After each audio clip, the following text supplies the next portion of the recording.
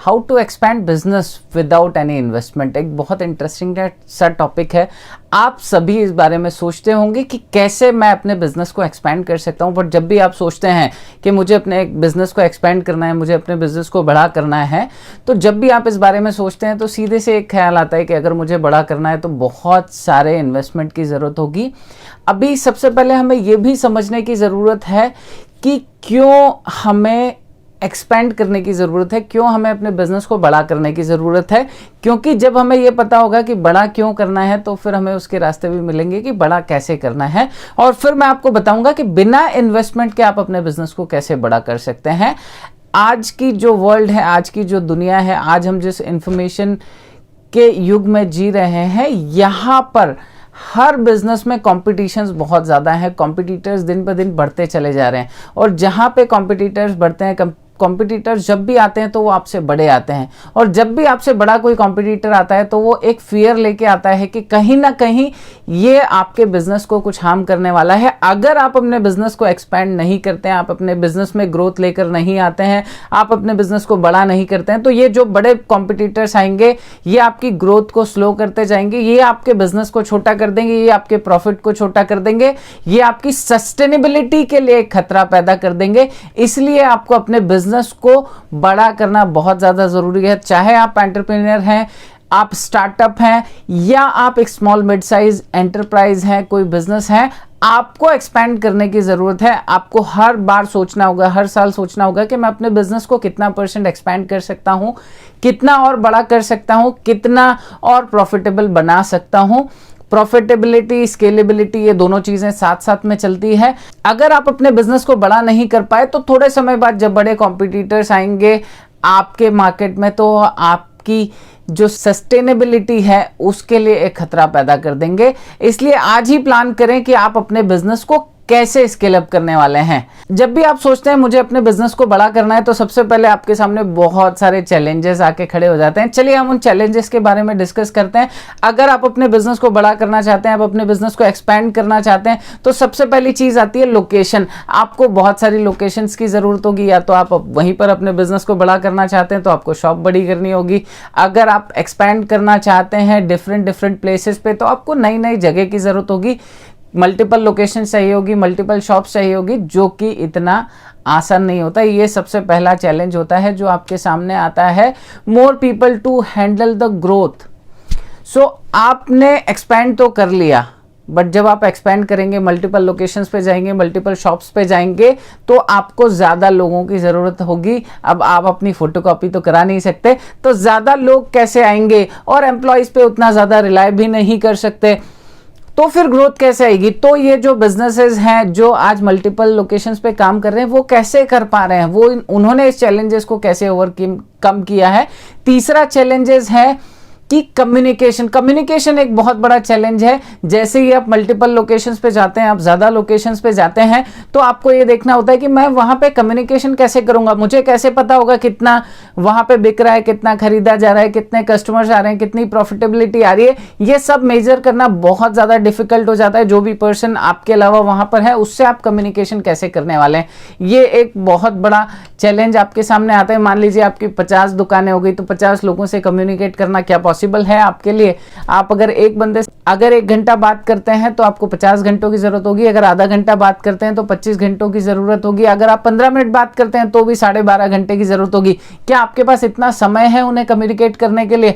अगर आप ये कम्युनिकेशन नहीं कर पा रहे तो फिर आप कैसे मैनेज कर पाएंगे, ये एक चैलेंज आता है। जैसे ही आप अपने बिजनेस को बड़ा करने का प्लान करते हैं, एक्सपैंड करने का प्लान करते हैं, तो एक चीज और सामने आती है कि फाइनेंशियल मैनेजमेंट की कॉम्प्लेक्सिटीज आएंगी, उसको कैसे हैंडल करेंगे।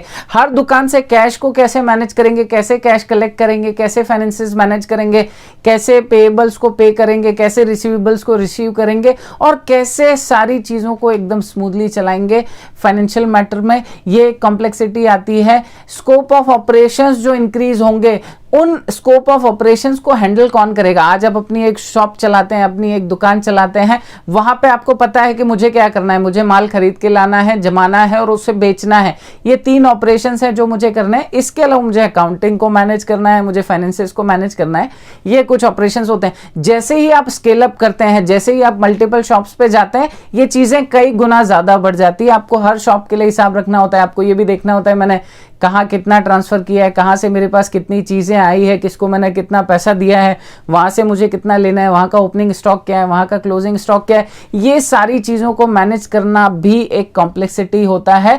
ये कई चैलेंजेस हैं जो आपके सामने आते हैं। हम इन्हीं चैलेंजेस पे बात करेंगे और इस वीडियो के अंत तक आप ये समझ जाएंगे कि इन सारे चैलेंजेस को ओवरकम करते हुए भी, बहुत ज्यादा खर्चा किए बिना, बहुत ज्यादा पैसा लगाए बिना भी आप अपने बिजनेस को किस तरीके से एक्सपेंड कर सकते हैं। मैं एक स्टोरी सुनाता हूं। मेरे एक मित्र हैं सोनी जी, जो ज्वेलरी शॉप चलाते हैं। उनकी शॉप बड़ी अच्छी है। उन्होंने बहुत छोटे लेवल से शुरू किया, किसी दुकान पे काम करते थे। काम करने के बाद वहां से निकले, वहां से निकलने के बाद अपनी एक छोटी सी शॉप डाली, वहां पे मेहनत की, सालों तक मेहनत की और उस शॉप को एक बड़ा शॉप बना लिया। आज वो रिप्यूटेड शॉप है। उनके यहाँ पे बहुत भीड़ होती है, बहुत सेल्स होती है। अब क्योंकि उनकी एक शॉप की लिमिटेशन है कि वो दिन भर में कितने कस्टमर्स को कैटर कर सकते हैं, कितना माल बेच सकते हैं, कितना माल रख सकते हैं। अब उनके साथ समस्या है कि उन्हें इस बिजनेस को बड़ा करना है, तो वो करें कैसे। क्या दूसरी जगह शॉप खोलें। उन्होंने जैसे ही सोचा कि मैं दूसरी जगह शॉप खोल लेता हूं, तो एक शॉप खोलने का खर्चा, वहां के फर्नीचर का खर्चा, वहां के सारे सेटअप का खर्चा, उसके बाद उसे संभालेगा कौन, और क्या जो बंदा वहां पे बैठेगा वो मेरी तरह कस्टमर से डील कर पाएगा, क्या वो कस्टमर को वो सेटिस्फेक्शन दे पाएगा कि कस्टमर एक बार तो ले रहा है बट दूसरी बार भी लेने आएगा। ये बड़ी सोच में मुश्किल में थे। हम लोग एक बार मिले, हम लोगों का डिस्कशन हुआ। उन्होंने मुझे बताया कि मुझे एक्सपैंड करना है, मैं क्या करूं, क्या किया जा सकता है जिससे कि मैं एक्सपैंड कर सकता हूं और मेरे ऊपर बर्डन भी ना आए फाइनेंशियल, और मेरी क्रेडिबिलिटी भी बनी रहे और बिजनेस एक्सपेंशन कंटिन्यूस चलता रहे। मैं एक शॉप के बाद मुझे रोकना नहीं पड़े, दूसरे शॉप पे भी मैं जा पाऊं, तीसरे शॉप्स पे भी मैं जा पाऊं और अपनी मल्टीपल शॉप्स में खोलना चाहता हूं।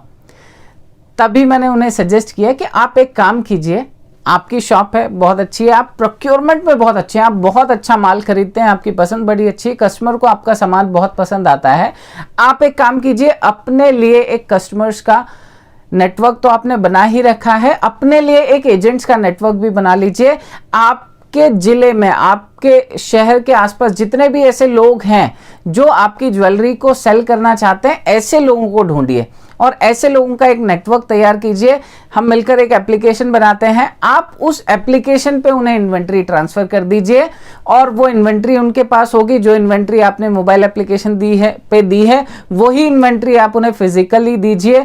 वो जाएंगे, वो अपने गांव में, अपने शहर में, अपने एरिया में जाकर उससे एक छोटी सी शॉप लगाएंगे। इधर वो घर पे लगाते हैं या जैसे भी लगाना चाहें वो कर सकते हैं, या घर घर जाके सेल करते हैं, जैसे भी वो करना चाहें वो उस तरीके से कर सकते हैं। और जो भी सेल्स वो वहां से करेंगे, हर सेल्स वो मोबाइल एप्लीकेशन के थ्रू करेंगे।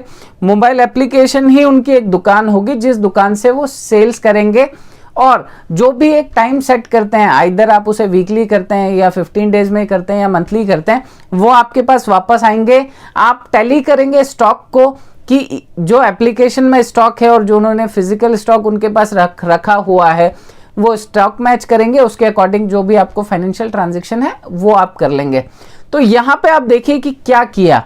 यहाँ पे उन्होंने अपने 50 एजेंट्स बना लिए, मतलब उन्होंने अपनी छोटी छोटी 50 दुकानें खोल ली, वहां पे छोटा छोटा सा स्टॉक दे दिया। तो अब देखिए, ना शॉप बनाने का खर्चा, ना फर्नीचर का खर्चा, ना एम्प्लॉय रखने का खर्चा, ना लाइट का खर्चा, ना पानी का खर्चा, ना चाय का खर्चा, कोई खर्चा नहीं।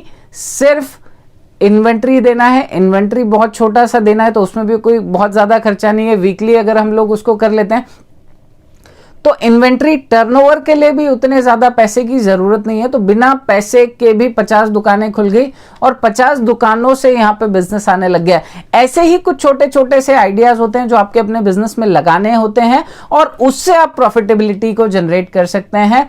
सीधा सा मतलब यह है कि आपको यह समझना होता है कि कन्वेंशनल अप्रोच से तो आप अपने बिजनेस को स्केलेबल नहीं कर पा रहे हैं, बट क्या कोई ऐसा तरीका है, क्या कोई ऐसी चीज है, क्या कोई ऐसा टेक्नोलॉजी प्लेटफॉर्म है, क्या आपका ऐसा कोई आइडिया है जो उससे आपको स्केलेबिलिटी में ले आता है और आप उसे मैनेज कर पाते हैं, आप चीज़ों को एकदम ट्रांसपेरेंट तरीके से मैनेज कर पाते हैं। इसे करने के लिए करना क्या होता है, आपके पास ये आइडिया कैसे आएगा, आप टेक्नोलॉजी को कैसे समझेंगे?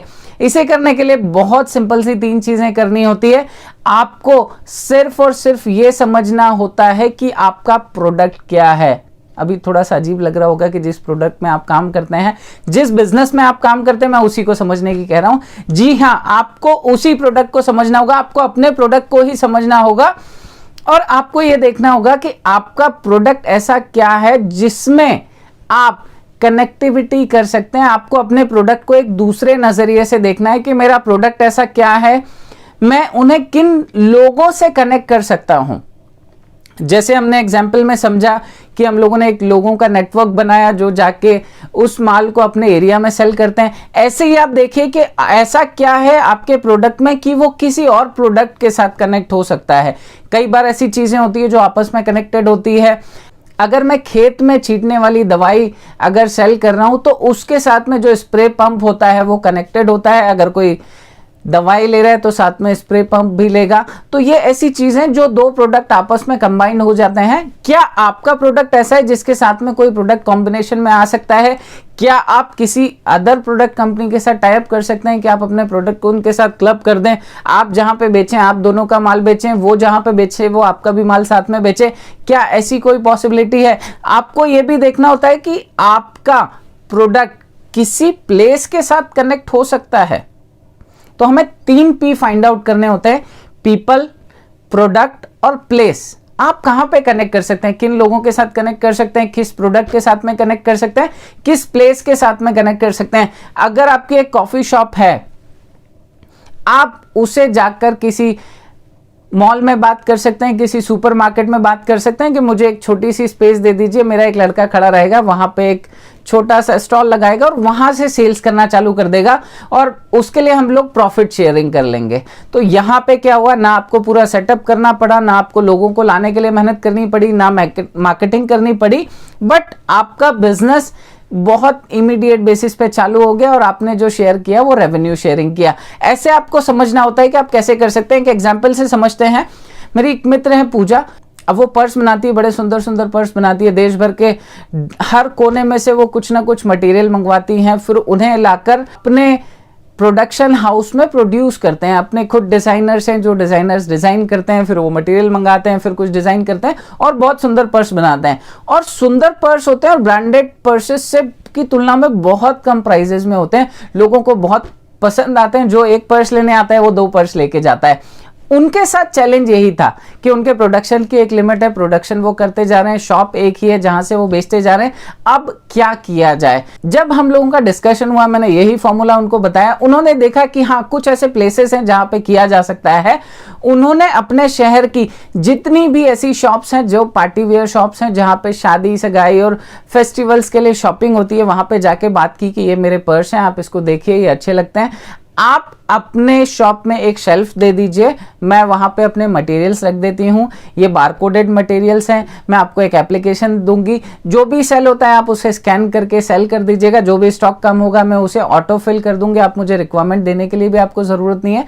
जैसे ही आपका स्टॉक कम होगा मैं ऑटोमेटिकली यहां पे आके रिफिल कर दूंगी और आपका ये प्राइस होगा और इस पे इतना आपका कमीशन होगा, आपको इतने में सेल करना है। इस तरीके से उन्होंने काम करना चालू किया और कुछ ही महीनों में 100 से ज्यादा ऐसी शॉप्स पे उनके प्रोडक्ट थे और जितना वो प्रोडक्ट, जितने भी वो पर्स अपनी शॉप से बेचती थी, उससे 10 गुना ज्यादा उनकी सेल हो गई कुछ ही महीनों में।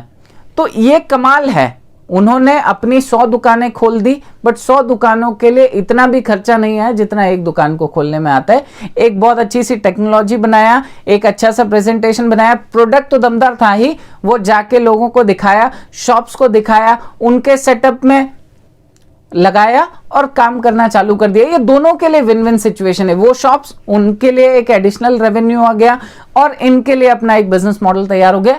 इसी तरीके से आपको सोचना होता है कि आप क्या कर सकते हैं। किसी पीपल के साथ कनेक्ट कर सकते हैं, प्रोडक्ट के साथ कनेक्ट कर सकते हैं या प्लेस के साथ कनेक्ट कर सकते हैं। ये करते समय आपको कुछ चीज़ों का ध्यान रखना होता है। आपको ये समझना होता है मेरे लिए कौन सी टेक्नोलॉजी ज़्यादा सूटेबल होगी, मेरे लिए कौन से लोग ज़्यादा सूटेबल होंगे और इसकी मॉनिटरिंग कैसे करेंगे। क्योंकि जब आप मल्टीपल लोकेशंस पे जाते हैं, जैसे हम लोगों ने चैलेंजेस की बात की थी कि वहाँ पे फाइनेंस को और स्टॉक को मैनेज करना बहुत ज़्यादा क्रिटिकल हो जाता है, और अगर आपने वो नहीं किया तो आप स्केल अप तो कर पाएंगे बट प्रॉफिटेबिलिटी नहीं ला पाएंगे। इसलिए आपको बहुत समझदारी से, बहुत ध्यान से स्टेप्स लेने होते हैं। आपको ट्रैकिंग मैकेनिज्म रखना होता है कि आप इन्वेंट्री को ट्रैक कर पाएं, आप फाइनेंसेस को ट्रैक कर पाए, कहीं पे कोई नुकसान ना हो। आप इस चीज को भी समझ पाएं कि जो प्राइस आप दे रहे हैं उसका प्राइस का जो एनालिसिस है वो आपके पास है या नहीं, कस्टमर किस प्राइस में खरीदना चाह रहा है, किस प्राइस में खरीद रहा है, किस तरह के डिजाइन को खरीद रहा है, ये सारा एनालिसिस भी आपके पास आना चाहिए। तो थोड़ा सा डीप रिसर्च करना होता है और ये 3 फॉर्मूलाज के साथ में आगे बढ़ते जाना होता है। तो बस सोचिए पीपल, प्लेस या प्रोडक्ट कैसे आप कनेक्ट कर सकते हैं और अपने बिजनेस को ग्रो कर सकते हैं। और इसी के साथ में कस्टमर से कनेक्टेड रहना बहुत ज्यादा जरूरी है। तो कस्टमर से कनेक्ट करने के लिए मिस सीआरएम ऐप को आज ही डाउनलोड करें और अपने बिजनेस को आगे बढ़ाते जाएं। लाइक, सब्सक्राइब और शेयर जरूर करें और बेल आइकन दबाना ना भूलें।